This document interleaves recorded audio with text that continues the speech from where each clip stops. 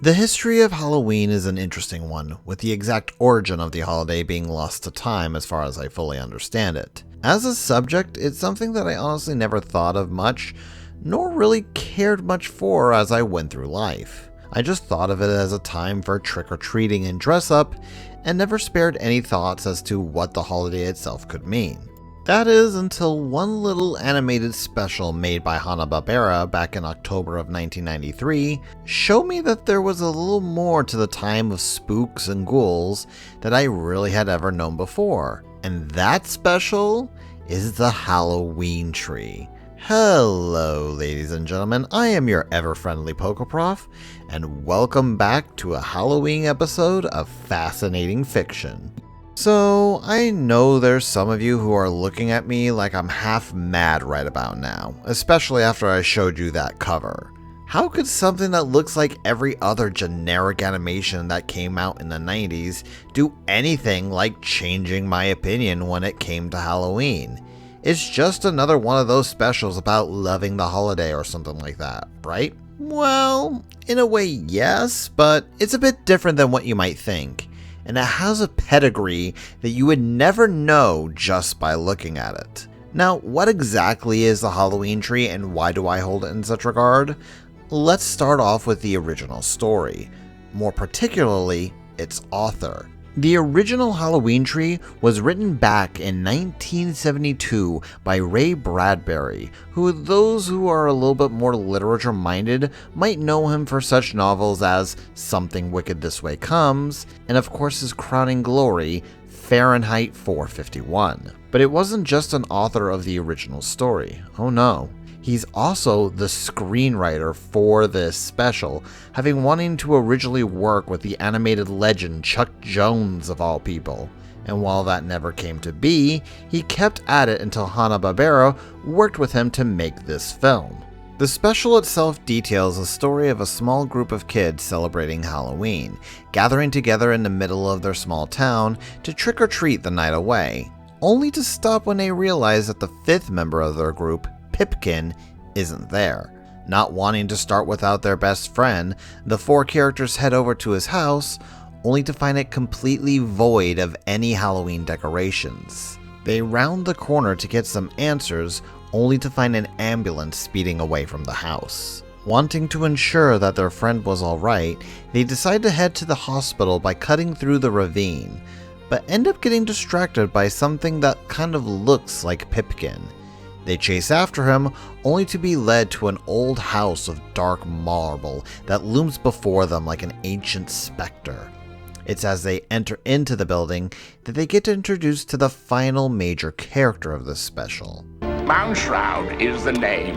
Carapace clavicle Moundshroud. Moundshroud here is one of my favorite characters. He's a no-nonsense businessman having long since lost his ability to care about most others, and he's only there to do his job and move on.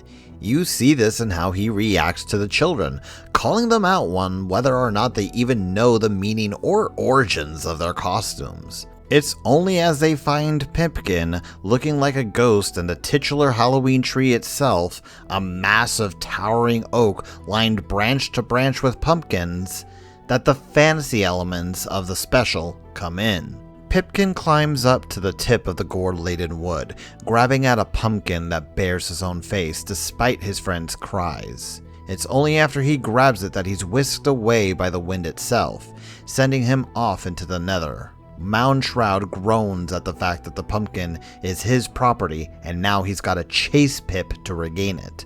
This encourages the four kids to convince the man to let them join in and save their friend. And he agrees, realizing that not only can he get his job done, but he can also teach the kids something about the hidden histories of Halloween and the truth of their very costumes.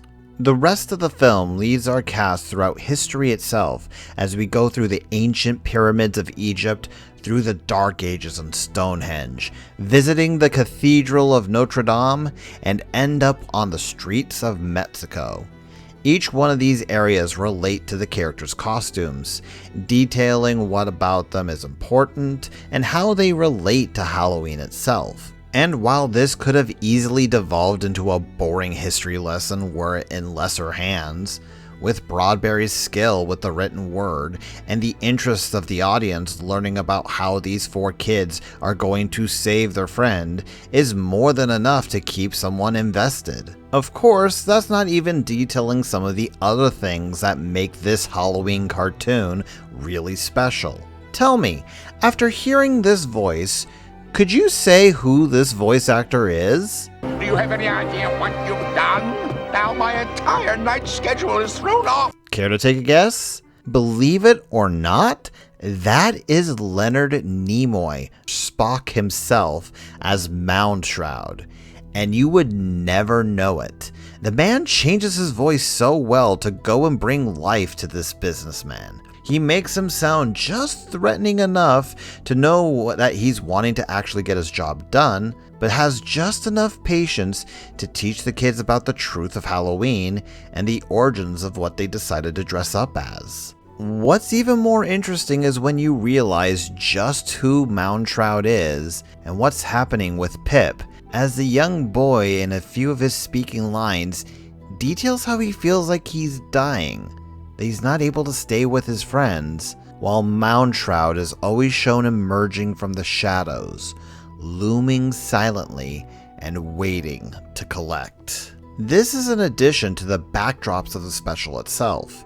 These dark, wonderfully detailed backgrounds and paintings of different locations that were so unlike what was normal for something that you would see out of Hanna-Barbera at the time. Seriously, some of these settings are more like what you would see in Gargoyles or Batman the Animated Series than an animation company that was known for the Jetsons and the Flintstones. And then there's the music. Seriously, just listen to a little bit of this.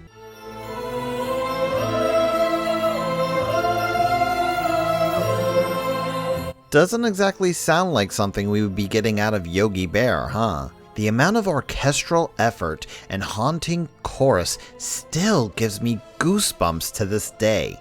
Hell, I'm getting them as I'm writing the script at this very moment, and I'm likely going to get it again as I edit this video. It's just a stirring melody that has a promise of wonder to it, but just a little hint of danger and a looming threat behind it that feels distinctly Halloween.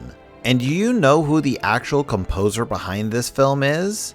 John Debney, who you might know for being an Academy Award winner for his musical work on Passion of the Christ. That's perhaps the most amazing thing about this movie, is just the pedigree behind it.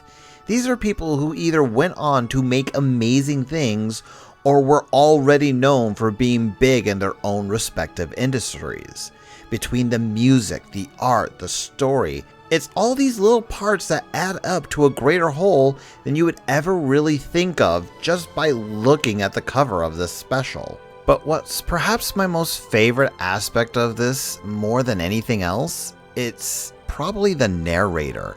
This older, almost grandfatherly voice detailing some of the more bookish moments of this tale.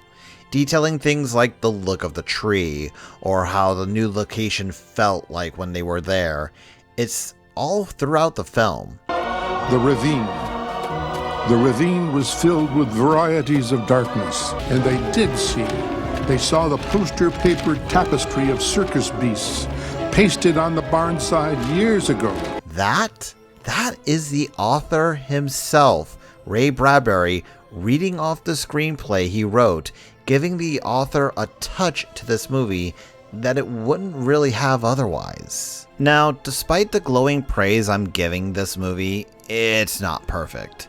The animation is distinctly 90s, and the main cast, while being interesting enough for us to want to follow them, aren't really all that detailed personality-wise.